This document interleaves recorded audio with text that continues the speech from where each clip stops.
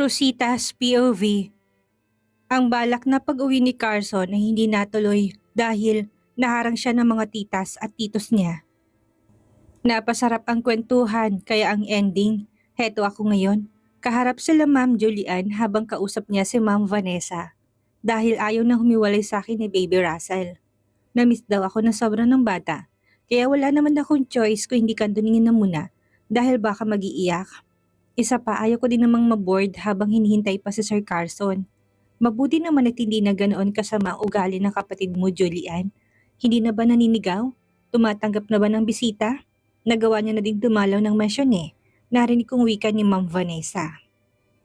Napasulya pa siya sa kinaroroonan nila Carson, nakausap naman ng asawa niyang si Sir Clarence. Hindi na, pumapag-ibig na eh, kaya hindi na masyadong nagsusungit. Nakangiti namang sagot ni Ma'am Julian. Hindi ko naman mapigilan na mapayuko. Hindi naman lumalabas si Sir Carson at wala namang ibang babaeng nakakalapit sa kanya kung hindi ako lang. So paano nasabi ni Ma'am Julian na pumapag-ibig ng kanyang kapatid?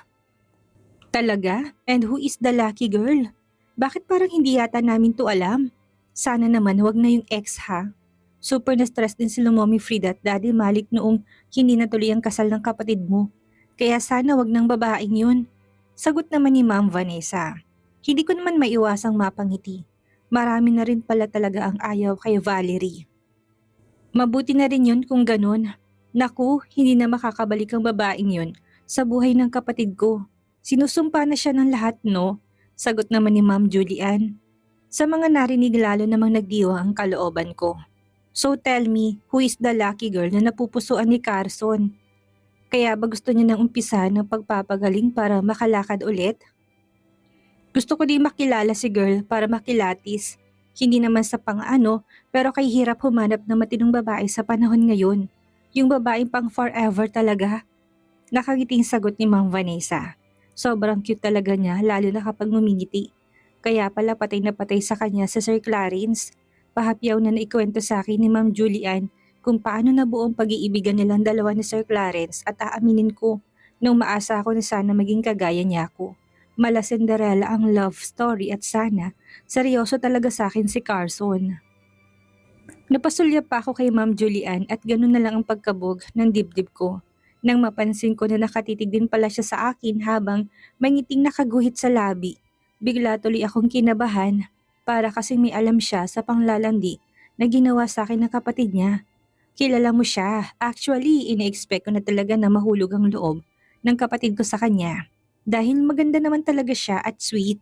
Nakangiting sagot ni Ma'am Julian. Talaga? Wow, first time yan ha. Parang hindi ka ganyan nung sila pa ni Valerie.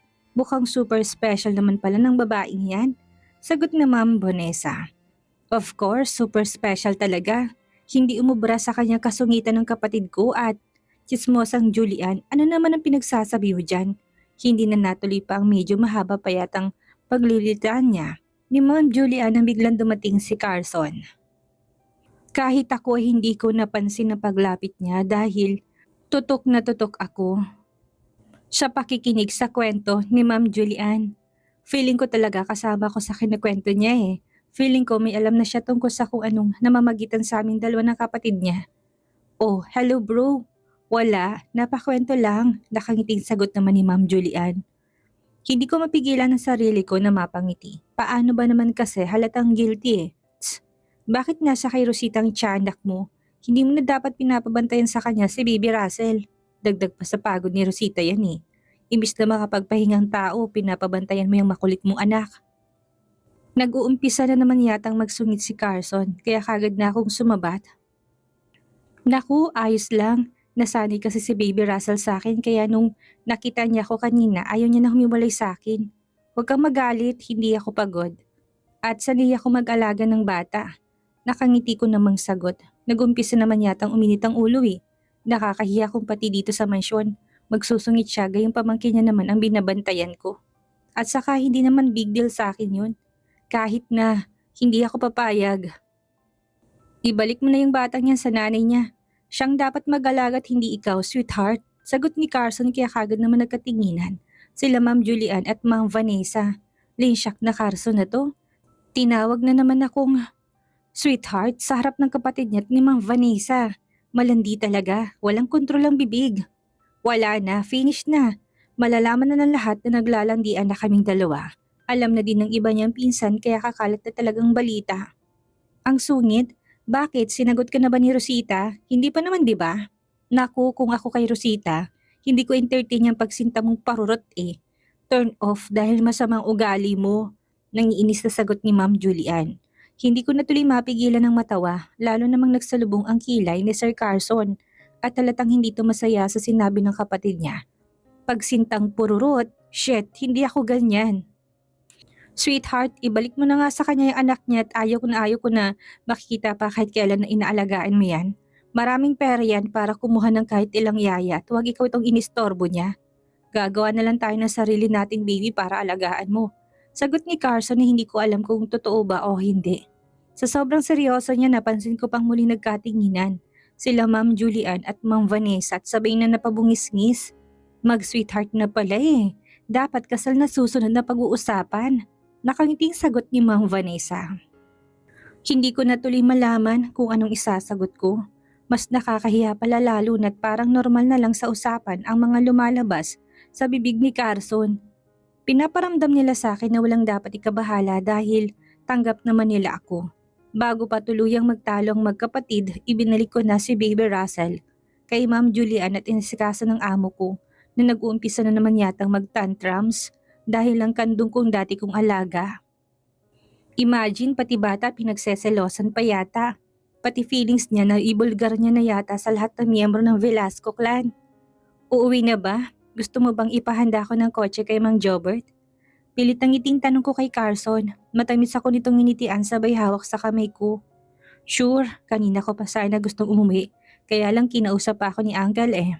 Nakangiting sagot naman ni Carson sa akin. Kung titignan ay para talaga kaming couple ngayon, kung ituring kasi ako ni Carson, parang hindi niya na alalay eh. Parang nobya na kaya naman pigil ko sarili kong kiligin. Nakakahiya sa mga kaharap namin. Ang sweet, sana kayo na lang hanggang huli. Kinikilig na bigkas ni Ma'am Vanessa. Parang gusto ko nang lisanin ng mansyon matakasan lang ang panunodyo nila. Parang hindi ko kaya rin ganitong klaseng eksena. Sure yan, by the way, mauna na kami. Therapy ko na sa Monday at parang mas gusto kong magstay na lang muna sa bahay at magpahinga. Sagot naman ni Carson, ni hindi niya natinapunan ng tingin ng mapang-asar niyang kapatid at niyaya niya na ako, papuntahan kotse. Kagad na din naman akong pumayag dahil kahit ako'y gusto ko na rin talagang makauwi na muna. Gusto ko magmuni-muni at pag-isipan kung tama ba itong nangyayari sa akin. Kung deserve ko ba talagang mahalin ng isang Carson Velasco Sandoval. Hindi na binitawan ni Carson ang kamay ko. Habang pareho na kami nakaupo dito sa likurang bahagi ng kotse. Hanggang ngayon hindi pa rin ako makapaniwala sa mga nangyari. Tahimik ka yata, may problema ba? May gubong-gulo ba sa isipan mo? Tanong ni Carson nang mapansin niya yatang pananahimik ko. Kagad naman ako umiling. Marami kasi talaga akong gustong itanong sa kanya. Kaya lang ayaw ko itong dito sa kotse gawin yon. Gusto ko walang ibang tao sa paligid naming dalawa. Gusto ko na kaming dalawa lang at sana talaga honest answer ang makukuha kong sagot mula sa kanya. Wala naman, mamaya na lang. Pilit ang ngiting sagot ko sa kanya. Tinitigan niya ako sabay tango. Promise, gagaling ako. Gagawin ko ang lahat para muling makalakad. At ang una kong gagawin ay yung pakasalan ka. Promise yan, Rosita. Malambing na sagot niya sa akin at muli kong naramdaman ang pagpisil niya sa palad ko. Wala sa sariling napatitig ako sa kanya at hindi nakaligtas sa paningin ko kung gaano siya kasincere sa sinasabi niya ngayon. Parang confirm na nga. Mahal niya ako dahil yun ang nakikita ko sa mga mata niya. Pagdating ng bahay kaagad na nagyaya si Carson sa kwarto. Gusto niya daw magpahinga muna kaya kaagad ko na rin sinunod ang gusto niya. Kahit ako nakakaramdam na rin ng pagod. Parang gusto ko magpahinga na din muna. Sweetheart, ikuha mo na muna ako ng damit oh. Malambing na utos ni Sir Carson sa akin. Kaya kaagad akong tumalima. Pumasok ako sa loob ng walk-in closet at kumuha ng damit niya. Pagkalabas ko napansin ko nakatitig siya sa gawi ko at mukhang hinihintay niya talagang paglabas ko. Heto ng damit mo, gusto mo bang punasan na muna kita? Pinagpapawisan ka yata kanina eh. Sagot ko naman habang naglalakad palapit sa kanya. Pinatong kong damit sa kama habang hinihintay ang magiging sagot niya. Pero nagulat na lang ako dahil mula sa bulsa niya minilabas siyang maliit na box at inabot sa akin. For you, sana magustuhan mo. Nakangiti niyang wika sa akin. Wala sa sariling napatitig ako sa box na inabot niya sa akin. bago ako tumitig sa kanyang muka. Ano yan? Para saan yan? Nagtataka kong tanong, nanghina pa ako na paupo ng kama. Regalo na naman? Nakailang regalo na ba siya nang ibigay sa akin? A gift. Sa Monday mag-start ng therapy ko at yun na rin ang paraan para muli ako makalakad.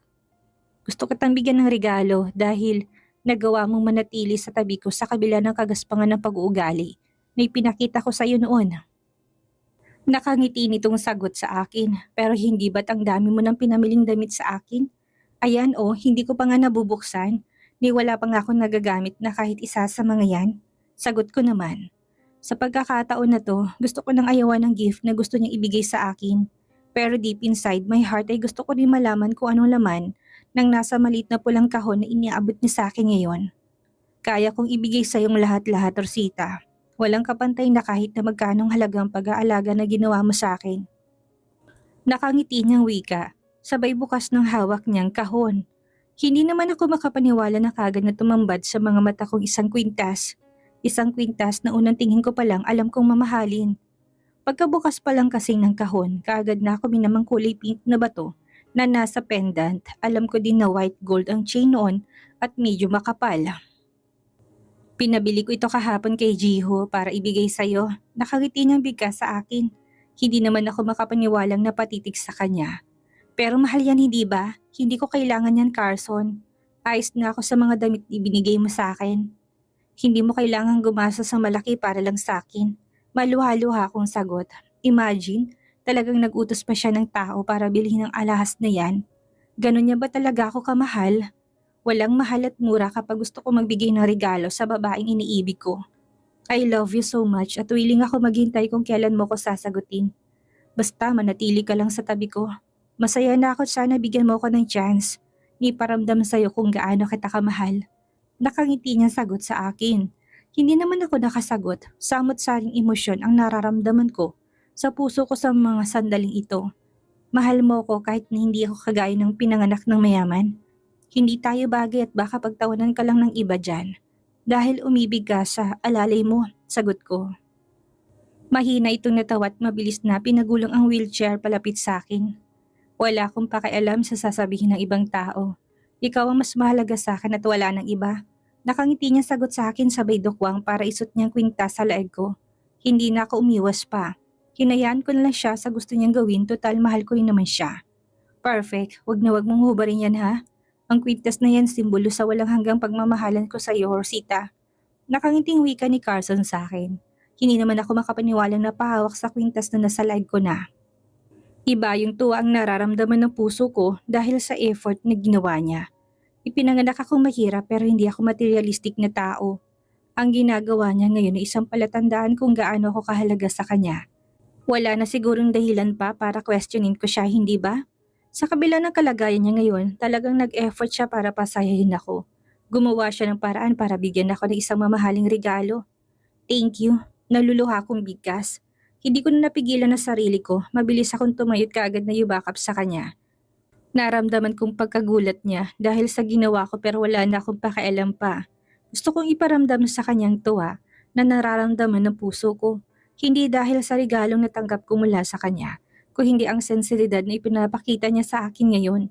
Ang pagmamahal na binibigay niya sa akin sa kabila ng malayong agwat ng aming pamumuhay. Mayaman siya at mahirap ako pero nagawa niya pa rin akong mahalin. Hindi siya nabigo na ipinakita sa akin ang pagmamahal niya. Hindi din siya nahiyang aminin yun sa kanyang mga pinsan. Baka nga alam na rin ng mga ibang Velasco clan pero hanggang ngayon wala akong narinig na kahit na anong pagtutol mula sa kanila. Lalo na sa kapatid niyang si Ma'am Julian. Hindi man siya nagpakita ng negative na reaction na sabihin ni Carson kanina sa kanila kung anong nararamdaman niya sa akin. For what? Teka, umiiyak ka ba? Natatawa niyang tanong sa akin, mahigpit niya ding niyapos ang kanyang dalawang braso. Sa aking bewang kaya lalong hindi ko natuloy napigilan pang pagpatak ng luha sa aking mga mata. Kasi, ang dami mo nang ibinigay na regalo sa akin. Tapos wala man lang ako maibigay na kahit na anong regalo sa'yo. Napahikbi kong bigkas. Narin ko mahina niyang pagtawat mabilis na ako malas sa pagkakayakap sa akin. Yan ba ang pinoproblema mo kaya ka umiiyak ngayon? Bakit na bang balak mo sanang irigalo sa akin? Malambing niyang tanong. Lalo namang humigpit ang pagkakayapos ko sa kanya. Hindi na ako mahiya pang iparamdam sa kanya kung gaano siya kahalaga sa akin. Ang importante magkasama kami ngayon. Hindi ko alam, ano bang gusto mo? Basta wag yung mahal na. Dahil hindi ko kayang ibigay yun sa'yo, nahiya akong sagot sa kanya. Ang lakas ng loob kong mag-offer ng regalo kaya lang wala naman pala akong budget. Sa ano bang pwedeng iregalo sa isang taong lumaki sa yaman? Nasa kanya ng lahat eh. Kung sa mga damit, meron na siya't lahat ng mga yun na hindi birong mga presyo. Wala din talaga akong maiisip kung ano ba talagang pwede kong ibigay sa kanya. Nakakahiya naman kung puro tanggap lang ako tapos wala akong may offer sa kanya. Anong gusto ko? Well, ano nga bang pwede? Ano bang kaya mo ibigay sa akin? Nakangiti niyang bigkas at dahil nakaupo siya sa kanyang wheelchair at nakatayo ako, naramdaman kong sinubsob niyang kanyang mukha sa tiyan ko. Para siyang isang paslit na naglalambing sa akin kaya hindi ko natuloy maiwasan na mapangiti. Pag-iipunan ko pa, ano bang gusto mo? Nangingiti kong tanong sa kanya, ilang saglit din siyang hindi nakaimik. Kaya matyaga akong naghintay. Hindi ko na rin pinansin pa kung anong posisyon namin ngayon. Kiss, ayos na ako. Mga 5 minutes na kiss sa labi at quits na. Bawing-bawi ka na sa akin kapag gagawin mo yon. Pilyo niya sagot. Wala tuloy sa sariling napakalas ako sa pagkakayakap sa kanya't kaagad na umatras. Natawa naman siya sa nagiging reaction ko. Bakit? Ayaw mo? Hindi mo kaya? Kung ayaw mo diwag, hindi mo kasi ako mahal kaya ganyan ka sa akin. Wika niya na may halong panunumbat sa kanyang boses. Ha? Hindi naman sa ayaw ko. Nagulat lang kasi talaga ako eh. Saka ano ba yung sinasabi mo na 5 minutes? Hindi ba masyadong matagal yun? Dihiya akong tanong sa kanya. Nakaramdam na rin ako ng pag-iinit sa aking pisngi. Unti-unti namang sumilay ang pilong ngiti sa labi niya habang titig na titig sa akin. Bakit ka namumula? Kiss lang naman, sweetheart. Saka much better na samahan mo na rin ang pagbigkas ng salitang I love you para mas matuwa ako. Naglalambing na bigkas niya sa akin. Hindi ko naman maiwasang makaramdam ng kaba habang sinisipat ko siya ng tingin. Gusto kong masiguro kung seryoso ba talaga siya sa request niya sa akin. At nang mapansin ko na seryoso nga siya, hindi ko mapigilang mapalunok ng sarili kong laway. Okay, pero pagkatapos nito bawal ng chancing ha? Sagot ko, natawa naman ito at talagang inusli niya panguso niya patungo sa akin. Kailangan ko na daw umpisahan kaya mabilis akong lumapit sa kanya. Naupo pa ako ng kama para magpantay kami bago ko dahan-dahang nilapit ang mukha ko sa mukha niya. I love you. Mahina kong sambit habang titig na rin sa kanyang mga mata. Dahan-dahan na naglapat ang aming mga labi. 5 minutes daw kaya ibibigay kong nais niya. Gusto kong iparamdam sa kanya kung gaano siya kahalaga sa akin. Pagkatapos ng halik na pinagsaluhan namin ni Carson, lalo siyang naging malambing sa akin. Lahat ng sasabihin ko, sinusunod niya palagi na siyang labis kong kinatuwa. Sana talaga tuloy-tuloy na. Sana talaga ganito palagi ang turingan naming dalawa. Ngayong nandito na ako sa ganitong sitwasyon, handa na akong sumugal sa pag-ibig.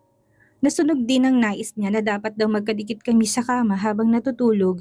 Total, mag-girlfriend at boyfriend naman na daw kami. Hinayaan ko na lang dahil gusto ko na rin naman yun eh. Ang sarap kaya sa pakiramdam na kayakap mong taong mahal mo. I love you, sweetheart. Mahinang bigas niya sa akin. Kasabay na mabilis ang paghalik niya sa labi ko. Kilig to the bones naman ang nararamdaman ko habang nakatitig din sa kanyang mukha. Wala kaming pakialam kahit na nagkakaamoy na yata kami ng hininga. Ang importante magkayakap kami ngayon sa ibabaw ng kama. I love you too, Mr. Sungit. Nakangiti kong sagot kasabay ng pabirong pagpisil sa matangos niyang ilong. Wala lang, nakakagigil kasi eh. Mas matangos pa yata ang ilong niya kumpara sa akin. At ang kutis, kamusta naman? Mas makinis pa yata siya sa akin. Mr. Sungit, sure ka ba dyan sa tawag mo niya sa akin? Parang ang sagwa eh. Reklamo niya pa. Hindi ko tuloy mapigilan ang sarili ko na mapabungis-ngis. Ang cute kasi talaga niya lalo na ngayon naglalambing siya sa akin. Magpakabait ka na kasi palagi para hindi na kita tatawagin Mr. Sungit. Nakangiting sagot ko sa kanya. Lalo namang hinigpitan niyang pagkakayakap sa akin. Para tuloy kaming bagong kasal ngayon na hindi halos mapaghihiwalay. Ano na lang kayang iisipin nila Madam Juliana kapag makita nila kami sa ganitong klaseng sitwasyon? Papagalitan kaya nila ako? Sure, excited na akong gumaling sweetheart. Sana soon para naman masamahan na kitang ipasyal sa iba't ibang lugar. Sagot niya sa akin. Darating din tayo sa pagkakataon na yan. Ang kailangan mong gawin, mag-concentrate ka palagi sa therapy mo at nandito lang akong palagi nakaalalay sa'yo. Nakangiti kong sagot sa kanya, kaagad naman siyang tumango. Thank you sweetheart. Alam mo bang hindi ko akalain na darating pa pala ako sa ganitong klaseng sitwasyon? Akala ko talaga wala na akong pag-asa eh. Akala ko talaga habang buhay na lang akong mabubuhay na mag-isa. Ang bait pa rin ng tadhana sa akin dahil nakilala kita. At ibinigay ka niya sa akin. Nakangiti niyang bigkas, lalo naman ako nakaramdam ng kilig. Kung maswerte siya sa akin, abat, mas maswerte yata ako sa kanya. Sino ba naman ang nag-aakalang posible din pala ako mahalin ng isang Carson Velasco Sandoval? Ang sarap niyang magmahal, sa kabila ng sitwasyon niya ngayon, ramdam ko din talagang pag-aalaga niya sa akin. It's getting late na, sweetheart. Matulog na tayo. Nakangiti niya bigkas at mabilis akong kinintala ng halik sa aking noo. Hinaplos ko naman ang kanyang piskit, masuyo siyang tinitigan sa kanyang mga mata. Ayaw ko na magkunwari. Gusto ko ring ipakita sa kanya kung gaano siya kahalaga sa akin. Ngayon nagkakaintindihan ng aming mga puso. Wala nang dahilan pa para itago ko sa kanyang nararamdaman ng puso ko. Wala nang dahilan pa para iwasan ko siya. Good night, I love you. Nakangiti kong bigkas at kagad kong ipinikit ng aking mga mata. Late na at kaming dalawa na lang yatang gising sa bahay na to. Hindi kasi talaga kami naubusan ng topic eh. Ilang beses na kami nagpalitan ng salitang I love you at hindi kami matapos-tapos. Good night, sweet dreams, sweetheart. Mahina niya ring bigkas kasabay ng lalong paghigpit ng pagkakayakap niya sa akin na parabang ayaw na akong pakawalan pa. Mabait naman siya, wala naman siyang ibang gustong gawin habang nakahiga kami sa kama. Kontento na siyang nakayakap sa akin at ganun din ako hanggang sa naramdaman ko nakatulog na pala siya. Hindi ko tuloy maiwasan ng pagguhit ng matamis ng ngiti sa labi ko. Habang dahan-dahan ko muling dinilat ang aking mga mata, sabay titig sa kanyang payapang mukha na nahihimbing sa pagtulog. Walang duda, mahal ko na siya at sana kami talaga hanggang sa huli. Sana wala nang wakas ang kaligayahang nararamdaman ng puso ko ngayon. Sana si Carson na lalaking para sa akin. Makalakad man siya ulit or hindi, alagaan ko pa rin siya sa abot ng aking makakaya. Punong-puno ng pagmamahal ang puso ko. At hindi ko na namalayan pang paglipas ng araw. Nagising isang umaga si Carson na excited dahil itong unang araw ng kanyang therapy. Ready ka na ba? Nakangiti kong tanong sa kanya. Kagad naman siyang tumango. Of course, habang nasa session ako, wag kang gumawa ng kahit na anong gawain ha. Huwag mo din akong panoorin dahil baka ma-conscious ako at hindi ako makapag-concentrate. Nakangiti niyang sagot sa akin. Hindi ko tuloy maiwasan ng mapasimangot. Bakit ba kasi ayaw mo panoorin kita? Baka kung anong gawin nila sa'yo? Nag-aalala ko. Nakasimangot kong sagot sa kanya. Mahina siyang tawa kasabay na paghaplos ng isang palad niya sa pisngi ko. Para sa ating dalawa tong ginagawa ko, sweetheart. Desidido akong gumaling para sa'yo. Dahil marami akong pangarap sa ating dalawa at matutupad lamang yon kapag tuluyan na ako makalakad ulit. Don't worry, bigyan mo ako ng ilang months at magiging maayos din ang lahat. Nakangiti niya sagot sa akin. Unti-unti namang gumuhit ang ngiti sa labi ko kasabay na mahigpit na pagyakap ko sa kanya. Basta, mangako ka sa akin. Huwag masyadong puwersahin na sarili mo. Nandito lang ako. Kahit na habang buhay kang nakaupo dyan sa wheelchair na yan, mamahalin pa rin kita. Aalagaan pa rin kita. Buong puso kong bigkas.